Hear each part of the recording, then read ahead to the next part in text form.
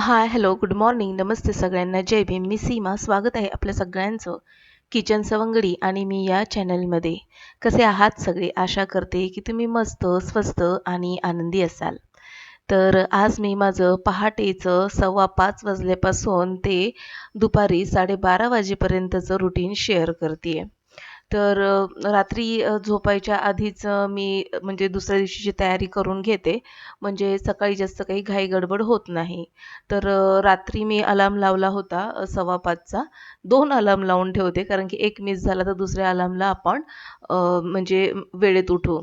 तर रात्रीच मी जे वाल असतात ना, तर ते वाल मी निवडून ठेवले होते कारण की वाल निवडायला भरपूर वेळ लागतो आणि छान असे मोड आलेले वाल होते. तर मग आता भिजत घातले होते घरातच, ते काही विकत आणलेले नव्हते आणि मग मोड आणून छान असे रात्रीच निवडून ठेवले. फ्रिजमध्ये ठेवले आणि आज जी वालाची भाजी आहे ना, ज्याला डाळिंब्याची उसळ देखील म्हणतात.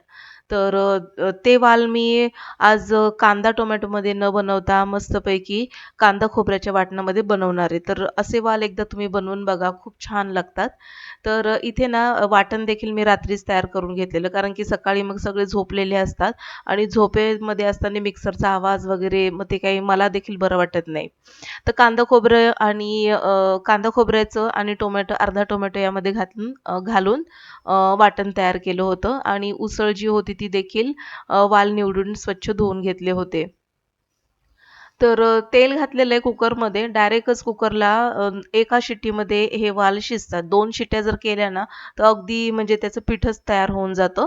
म्हणून काय करायचं कुकरमध्ये जर तुम्ही वाल बनवत असाल भिजवलेले, तर ते काय करायचे फक्त 1 शिट्टी द्यायची. मस्त असे वाल शिजले जातात. तर छान असा मसाला तेल सुटेपर्यंत परतून घेतला. घरगुती मसाला घातला त्यामध्ये आणि वाल हे छान 2 ते 3 मिनिटासाठी परतून घ्यायचे.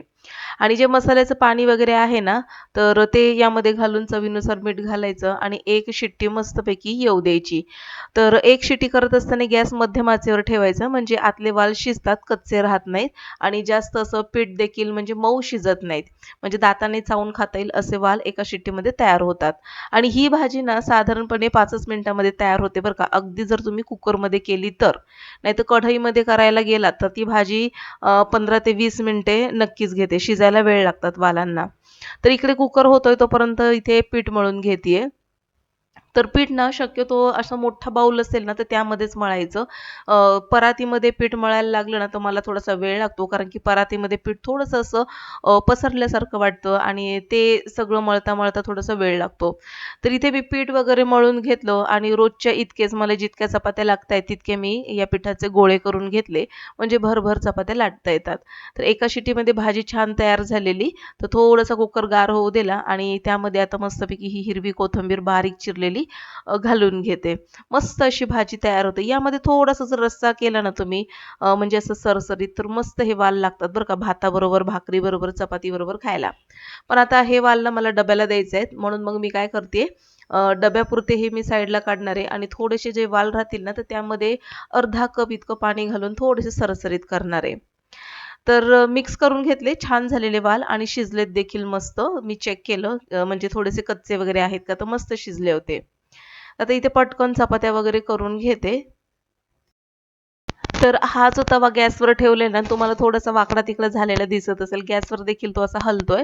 पण हा तवा ना चपातीचा तवा नसून डोश्याचा तवा आहे आणि यावरती चपात्या ना इतक्या मस्त भाजल्या जातात ना, तो खूप छान असे शेकल्या जातात. पण डोसे ना यावरती थोडेसे असे म्हणजे बिघडायला लागलेले. आणि हा तवा ना असा इंडक्शनवर देखील चालू शकतो आणि थोडासा जाडजूड तवा आहे. त्याच्यामुळे मला ना हा तवा असा फेकावासा वाटला नाही. मग त्या तव्याचा वापर मी चपाती शेकण्यासाठी करतीये. झटपट चपात्या शेकल्या जातात आणि मस्त असं म्हणजे वेगळ्याच शेकल्या जातात चपात्या यावरती. असं म्हणतो ना आपण प्रत्येक गृहिणीला आपल्या एक स्वतःच्या भांड्यांची अशी सवय लागलेली असते. तर माझ्याकडे ना चांगले तवे असे 2 आहेत, पण तरी देखील मी ना हाच तवा वापरते. कारण की या तव्यावरती चपात्या पटकन होतात आणि छान अशा शेकल्या जातात. तर इथे आता फटाफट चपात्या करताच मी पाणी देखील लावलं भरायला अंघोळीसाठी. कारण की मग मुलगा उठेल तर मग त्याचं पुन्हा आरामात चाललेलं असतं. म्हणून मग मी काय केलं गिझरचं पाणी भरत लावलेलं आहे त्याला. तर इथे चपात्या होता ते पाणी देखील गरम होईल. चपात्या एका साईडला करते तोपर्यंत त्याचं सगळं आवरलं होतं अंघोळ वगैरे, तर त्याला आता नाश्ता वगैरे देते. तर नाश्त्यासाठी तो सकाळी ना दुसरं असं काही खाऊन जात नाही, जसं की दूध बिस्किट किंवा असं सकाळी-सकाळी मॅगी वगैरे असं काही नाही. तर भाजी चपातीचाच नाश्ता करून जातो तो. तर त्याला आता हीच वालाची भाजी, गरमागरम चपाती आणि लगेचच डबा भरून घेते कारण की ना आता उन्हाळ्याचे दिवस थोडे-थोडे सुरू झालेले आहेत आणि भीती वाटते की भाजी खराब होऊ नये. म्हणून काय करायचं, भाजी ज्यावेळेस आपण डब्यामध्ये भरतो ना, तर ती भाजी ना अशी गार करून घ्यायची आणि मग मस्तपैकी हा डबा संध्याकाळ रात्रीपर्यंत देखील चांगला राहतो. सगळा डबा वगैरे भरला, त्याला पाठवून दिलं, कॉलेजला गेला तो. हल्ली जरा लवकरच जातोय कारण की तो म्हणतो, की "मला ट्रेन धावत पळत पकडावी लागते मम्मी, मला थोडासा उशीर होतोय 6:30 ला निघाल्यानंतर." तर ना मी 6:15 लाच निघेल. तर मग ट्रेनचा प्रवास म्हटलं की थोडीशी भीती देखील वाटते. म्हणून मग त्याला म्हटलं, की "अगोदरच जात जा म्हणजे 6:15 वाजेपर्यंत म्हणजे ट्रेन देखील तुला मिळेल आणि धावपळ होणार नाही." कसं आहे ना, ट्रेनचा प्रवास करताना कधीही साधारणपणे 5 ते 10 मिनिटं लवकर घरातून निघालेलं कधीही चांगलं. पण धावत पळत ट्रेन जर पकडली ना, तर कुठेतरी आपल्याला भीती वाटते. तो गेल्यानंतर मी इथे एक सगळं किचन वगैरे आवरून घेतलं आणि हे जी भांडी वगैरे पडलेली ना, तर आता ती सगळी स्वच्छ करून घेते.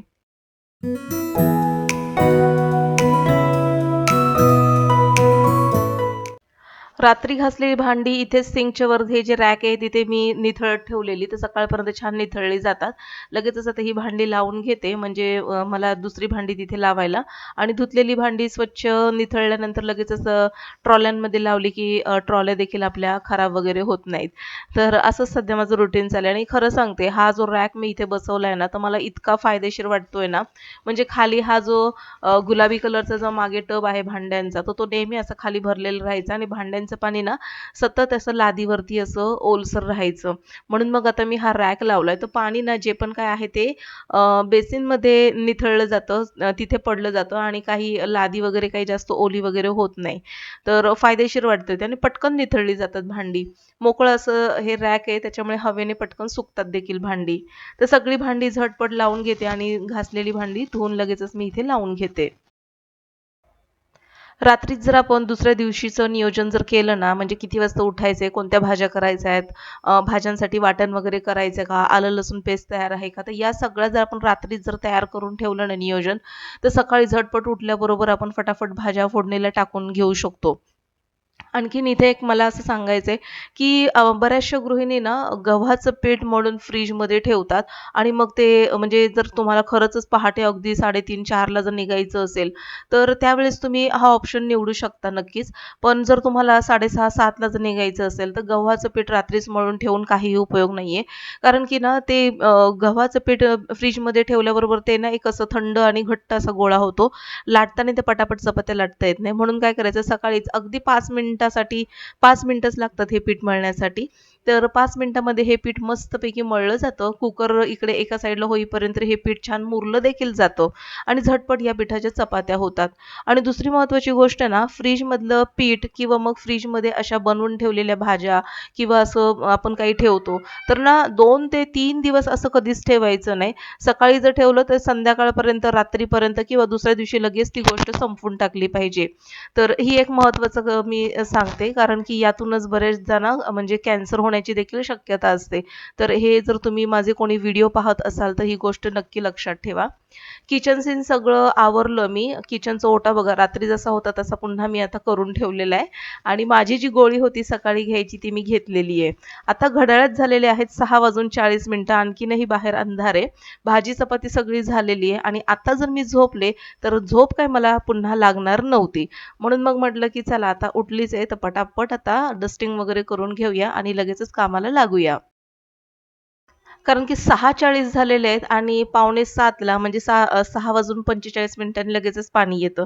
तर काय झोपणार नाही का? आणि लगेचच मग एक झोपल्यानंतर पण एक डोक्यामध्ये तो किडा वळवळत असतो आपल्या, की "अरे, आता पाणी आलेलं आहे, आणखीन मग मशीन लावायची, अंघोळ करायची, लादी पुसायची, वॉकला जायचं." तर हे सगळं असं सगळं चालू राहतं आणि झोप पण लागत नाही. मग म्हटलं की चला आता उठलोच आहे तर पटापट डस्टिंग वगैरे करून घेऊया. तर प्रत्येक वेळी ना मी माझ्या वेळेनुसार सगळी कामं करत असते आणि जर मला कधी कंटाळा आला ना, तर कधी-कधी मी ही कामं अशीच ठेवून बिनधास्त झोप देखील काढते बरं का. खरं आहे तेच सांगतेय मी. कारण की असं बऱ्याचदा होतं उगाचच धावपळ करत आणि चिड करत कामं करण्यामध्ये काहीही अर्थ नाहीये. मस्तपैकी आनंदात ही सगळी घरातली कामं हसतमुखाने केली ना, आपल्याला देखील प्रसन्न वाटतं आणि मस्त घर देखील आपलं छान असं वाटतं सकारात्मक वगैरे. तर असो, रात्री मुलांनी अभ्यास केला आणि इथे सोफ्यावरती सगळे वह्या वगैरे पुस्तकं ठेवून देतात. किती वेळा सांगितलेलं होतं त्यांना, की आपली पुस्तकं आपल्या जागेवर ठेवायची आहेत. पण हा जो लहान आहे ना, तर त्याला सांगून काही समजतच नाही. त्याला आता एकदा धपाटा बसणार आहे याबद्दल. तर असो, तो गेलाय आता आणखीन तो झोपलाय. तर आता हे सगळं डस्टिंग वगैरे करून झाल्यानंतर हे सोफ्याचे कव्हर वगैरे झटकून घेतीये आणि झाडलोट वगैरे करून घेतीये. सकाळी उठल्याबरोबर जेव्हा-जेव्हा मी खिडकी उघडते ना, इतकी मस्त फ्रेश हवा अशी म्हणजे घरामध्ये येते आणि मस्त वाटतं ना त्या फ्रेश हवेने. तर असं मला वाटायला लागतं, की कधी अंघोळ करू आणि कधी वॉकला जाऊ. मस्त थंडगार हवेमध्ये, मोकळ्या हवेमध्ये वॉक करायला खूप छान वाटतं. आणि इथे रात्री इस्त्री करून माझ्या मिस्टरांनी असंच सगळं ठेवून दिलं होतं, चादर आणि सोबतच इस्त्री वगैरे. तर आता ते देखील आवरून घेते. तर ना इस्त्रीमुळे ही चादर बऱ्याच ठिकाणी अशी जळालेली आहे. काळपट डाग देखील त्याला पडलेले आहेत. तर हे इस्त्रीचेच डाग आहेत बरं का. त्यांना किती वेळा सांगितलं, की इस्त्री चालू ठेवून असं म्हणजे टीव्ही वगैरे बघत जाऊ नका. पण ते असं होतं, तर असं नकळतपणे एकदा दोनदा तसं झालेलं आहे.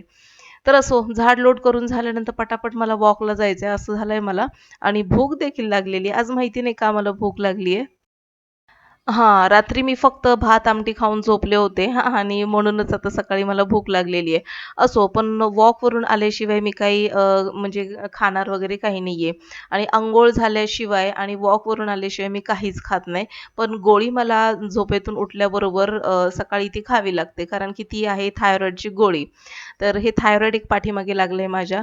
तर असो माहिती नाही 40 वय पार केल्यानंतर हे असे सगळ्या गोळ्या वगैरे सुरू होतात की काय खरंच मला असं वाटायला लागलंय खरंच आहे तर मुलगा खूप दिवसापासून म्हणत होता म्हणजे संक्रांतीला मी तिळाचे लाडू केलेच होते, पण आणखीन तिळाचे लाडू कर म्हणून म्हणत होता तो. तर म्हटलं की चला काही नाही खात तर म्हटलं तिळाचे लाडू तरी बनवून ठेवूया. तर इथे ना मी रात्री शेंगदाणे भाजून ठेवलेले, पण तीळ वगैरे भाजायचे बाकी होते. अंघोळ वगैरे करून झाल्यानंतर वॉक वगैरे करून आले आणि क्लास वगैरे घेऊन झाल्यानंतर आता इथे किचनमध्ये आलेली आहे. तर मुहूर्त लावलेला आहे डायरेक्ट लाडूचा. तर तीळ भाजत असतानाच त्यामध्ये मी 4 ते 5 वेलच्या देखील घातलेल्या आहेत आणि आज हे तिळाचे लाडू मी काही पाकामध्ये न बनवता डायरेक्ट हे तिळाचे लाडू अ, गूळ करून बनवणार आहे. तर मिक्सरच्या भांड्यामध्ये ना शेंगदाणे सोबतच थोडासा गूळ आणि थोडेसे तीळ घालून एकत्रच मिक्सरला बारीक करायचं. छान असं मिश्रण बारीक होतं आणि या मिश्रणाचे तुम्ही एकदा लाडू बनवून बघा. मस्त मऊसूत असे लाडू बनतात. तोंडात टाकताच ते विरघळतात. म्हणजे या लाडूला ना पाक वगैरे करण्याची अजिबातच आवश्यकता नाहीये. बऱ्याचदा असं आपण बघतो, की पाकात बनवलेले लाडू हे एकदम कडक असे होतात. पण अशा पद्धतीने तुम्ही एकदा बनवून बघा. हे बघा, अशा पद्धतीने बारीक हे कूट तयार करून घ्यायचं आणि गूळ यातच घालायचा. एकजीव झालेलं आहे मिश्रण आणि ह्याचे लाडू देखील मी तुम्हाला आता बनवून दाखवते. तर झटपट लाडू बनतात, जास्त काही वेळ लागत नाही आणि हे मिश्रण जसं तुम्हाला वाटलं, की याचे लाडू बनत नाहीत, पुन्हा मिक्सरमध्ये फिरवायचे. मिक्सरची जी उष्णता आहे आणि गुळ आहेत त्याचा ओलावा सोडायला लागतो आणि भरभर हे लाडू बनून तयार होतात. तर आता मी ना बऱ्याच वेळापासून उभी होते. एका साईडला मी दुपारसाठी डाळ देखील शिजत घातलेली आहे. तिखट डाळ बनवली आहे डायरेक्ट कढईमध्ये आणि एका साईडला माझे लाडू बनवायचं काम चालू आहे. तर उभा राहून ना आता वॉकवरून आल्यानंतर देखील बरचसं काम मी उरकलं. तर आता थोडंसं असं वाटतंय खाली बसून हे लाडू करावेत. आता खाली बसून हे सगळे लाडू मी बनवून घेते. मस्त असे मऊसूत लाडू तयार झालेले आहेत आणि हे लाडू मी तुम्हाला दाखवते देखील. तर आजचा व्हिडिओ जर तुम्हाला आवडला असेल ना, तर नक्कीच लाईक करा. माझ्या चॅनलवर जर तुम्ही पहिल्यांदाच आले असाल, तर नक्कीच सबस्क्राईब करून बेल आयकॉन प्रेस करा. आता हा लाडू बघा मस्त झालेला आहे. तर भेटू पुन्हाच अशाच एका इंटरेस्टिंग व्हिडिओसहित. तोपर्यंत बाय.